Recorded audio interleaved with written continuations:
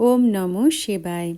আজকের মহাবাক্যের তারিখ 1 আগস্ট 1967, দ্বিতীয় পর্ব। আরে সকালে তো সবারই সময় হয়, এ তো নিজেরই কল্যাণ করতে হয়, তো অন্যদেরও কল্যাণ করতে হয়। অনেক ভারী উপার্জন রয়েছে, সত্যিকারের উপার্জন করতে হবে, যা মনুষ্যকে হীরে সমান জীবন বানিয়ে দেবে। স্বর্গে তো সবাই যাবে না, সেখানে সদা সুখী থাকে। এমন নয় যে প্রজার আয়ু কম হয়, না, প্রজারও আয়ু বড় হয়। সেখানে হলোই অমর লোক, বাকি পদ কম বেশি হয়। তো যে কোনো টপিকের ওপরে ক্লাস করানো উচিত। এমন কেন বলে যে ভালো ব্রাহ্মণই চাই? ফিমেল না হলে তো মেলও ক্লাস চালাতে পারে। কারো কারো অহংকার এসে যায়। এই ছোট ছোট বাচ্চারা কি বোঝাবে?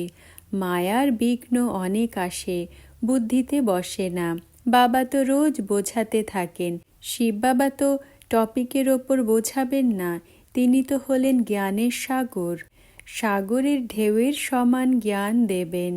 কখনো বাচ্চাদের বোঝাবেন, কখনো নতুন নতুন পয়েন্ট বোঝাবেন। মুরলি তো সবাই পায়, অক্ষর না জানলে তো শেখা উচিত, নিজের উন্নতির জন্য করা উচিত। নিজেরও আর অন্যেরও কল্যাণ করতে হবে। এই বাবাও তো শোনাতে পারেন, তাই না? কিন্তু বাচ্চাদের বুদ্ধিযোগ শিব বাবার দিকে থাকবে। এই জন্য সদা মনে করো, শিব বাবা বলেন, শিব বাবাকেই স্মরণ করো, তিনি শোনান। শিব বাবা পরমধাম থেকে এসেছেন, মুরলি শোনাচ্ছেন। এই ব্রহ্মা বাবা তো পরমধাম থেকে আসেনি শোনাতে। সদা মনে করো, শিব বাবা এই তনে এসে আমাদের মুরলি শোনাচ্ছেন। এই বুদ্ধিতে স্মরণ থাকা উচিত। যথার্থ রীতি এটা বুদ্ধিতে থাকলে তো এও যাত্রাই হয়ে গেল, তাই না? কিন্তু এখানে বসেও অনেকের বুদ্ধিযোগ এদিকে ওদিকে চলে যায়। গ্রাম স্মরণে আসে, ঘর পরিবার স্মরণে আসে। বুদ্ধিতে এটা স্মরণ থাকতে হবে যে শিব বাবা আমাদের এর মধ্যে বসে শোনান। আমরা শিব বাবার স্মরণে মুরলি শুনছিলাম, আবার বুদ্ধিযোগ কোথায় চলে গেল? এমন অনেকের বুদ্ধিযোগ চলে যায়। এখানে তোমরা যাত্রাতে ভালোভাবে থাকতে পারো, তোমরা বুঝতে পারো শিব বাবা পরমধাম থেকে এসেছেন। বাইরে নিজের স্থানে থাকলে এই খেয়াল থাকে না। কেউ মনে করে শিব বাবার মুরলি কান দ্বারা শুনছি, তখন যে শোনায় তার নাম রূপ স্মরণে না থাকে। এই জ্ঞান সমস্ত অন্তরের। অন্তরে খেয়াল থাকে যে শিব বাবার মুরলি আমরা শুনছি। এমন নয় যে অমুক বোন শোনাচ্ছে, শিব বাবার মুরলি শুনছি, এও হলো স্মরণে থাকার যুক্তি, তাই না? এমন নয় যে যতটা সময় মুরলি শোনো স্মরণে থাকো, না। বাবা বলেন, অনেকের বুদ্ধি কোথায় কোথায় বাইরে চলে যায়। ক্ষেত খামার স্মরণে আসতে থাকবে। বুদ্ধিযোগ ছুটে বেড়ানো উচিত নয়। শিব বাবাকে স্মরণ করতে কোনো কষ্ট থোড়াই রয়েছে, কিন্তু মায়া স্মরণ করতে দেয় না। সারা সময় শিব বাবার স্মরণে থাকতে পারে না, অন্য সব খেয়াল চলে আসে। নম্বর অনুযায়ী, পুরুষার্থ অনুসারে, তাই না? যে অনেক কাছের হবে তার বুদ্ধি অনেক ভালো লাগবে। সবাই থোড়াই 8-এর মালা অথবা 108-এর মালাতে আসতে পারবে। জ্ঞান, যোগ, দৈবিক গুণ এইসব নিজের মধ্যে দেখতে হবে।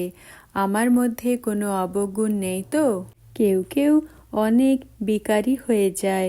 বিকারের ভূত হয় মায়ার প্রবেশতা। এমন হয়ে যায় যে খিদে খিদে করতে থাকে, খাবো খাবো বলে। কারো কারো মধ্যে খাওয়ার অনেক খিদে থাকে। খাওয়াও নিয়ম অনুযায়ী হওয়া উচিত। অনেক বাচ্চা রয়েছে, এখন অনেক বাচ্চা আরও আসবে। কত ব্রাহ্মণ ব্রাহ্মণী হবে, বাচ্চাদেরও বলে থাকি যে তোমরা ব্রাহ্মণ হয়ে তারপর গদিতে বসো, শুধুমাত্র মাতাদের আগে রাখা হয়। শিব শক্তি, ভারত মাতাদের জয়। বাবা বলেন, নিজেকে আত্মা মনে করো, বাবাকে স্মরণ করো, স্বদর্শন চক্র ঘোরাতে থাকো। ব্রাহ্মণ কুলভূষণ স্বদর্শন চক্রধারী। নতুন কেউ শুনলে তো বলবে স্বদর্শন চক্র তো বিষ্ণুর রয়েছে, এ আবার ইনি সবাইকে বলতে থাকে।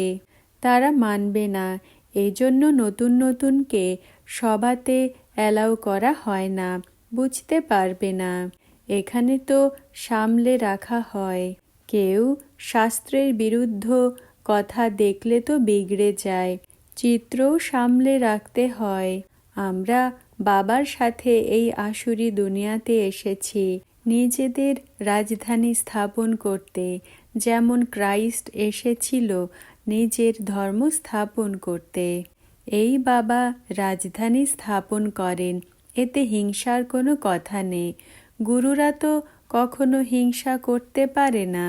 গুরু গোবিন্দ সিংয়ের জন্য হিংসা দেখানো হয়েছে, কিন্তু সে হিংসা তো কখনো করতে পারে না। মনুষ্য তো একদম ঘোর অন্ধকারে রয়েছে, বাবা এসে ঘোর অন্ধকার থেকে প্রকাশ করে দেন। বাবা বাবা বলেও আবার মুখ ঘুরিয়ে নেয়, পড়া ছেড়ে দেয়। এদের মতো মহামূর্খ আবার কেউ হয় না। ভগবান বিশ্বের মালিক বানানোর জন্য পড়ান। এই পড়াকে ছেড়ে দিলে তাদের বলা হবে মহান মূর্খ। কত অঢেল খাজানা প্রাপ্ত হয়, এমন বাবাকে থোড়াই কখনো ছাড়া উচিত? একটা গীত রয়েছে, তুমি যা কিছু বলো না কেন, তোমার ঘর কখনোই ছাড়ব না। এখানে তো একটু কিছুতেই বিগড়ে গিয়ে ঝট করে ছেড়ে দেয়। বাবাকে ছেড়ে অনেকে চলে যায়। বাবার হয়েছ, বাবা থোড়াই ছাড়বেন? বাবা এসেছেনই অসীম জগতের বাদশাহী দিতে, বিশ্বের মালিক বানাতে। ছাড়ার তো কথাই নেই। এমন বলবেন না যে চলে যাও। স্ত্রীরাও রিপোর্ট করে, এ আমাকে অনেক বিরক্ত করে পতিত হওয়ার জন্য। আজকাল লোক অনেক অনেক খারাপ হয়ে গেছে, অনেক সামলে চলতে হয়। মা বোনেদের সাবধানে থাকা উচিত। বাবাকে ছেড়ে দিলে বর্ষা শেষ হয়ে যায়। আমরা আত্মাদের বাবার থেকে বর্ষা অবশ্যই নিতে হবে। বিনাশকালে নিশ্চয় বুদ্ধি বিজয়ন্তী, সংশয় বুদ্ধি বিনশন্তি। জ্ঞান একই জ্ঞানের সাগর দিতে পারেন, বাকি সব হলো অজ্ঞানী। আচ্ছা, হারানিধি আত্মিক বাচ্চাদের হৃদয় থেকে স্মরণ, স্নেহ আর গুড মর্নিং। আজকের বরদান, লাস্ট সো ফাস্ট ভব। ব্যাখ্যা, বিনা বিধির দ্বারা সিদ্ধি হতে পারে না। অনেকবার শুনিয়েছি, এই জন্য লাস্ট সো ফাস্ট পুরুষার্থের বিধি শোনাও।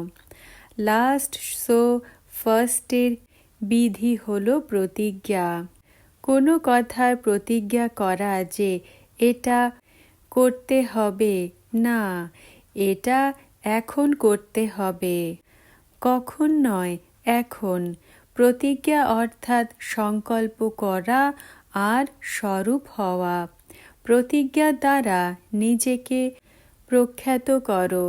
এখন ফাস্ট পুরুষার্থ 1 সেকেন্ডেরই হওয়া উচিত। ওম নমঃ শিবায়।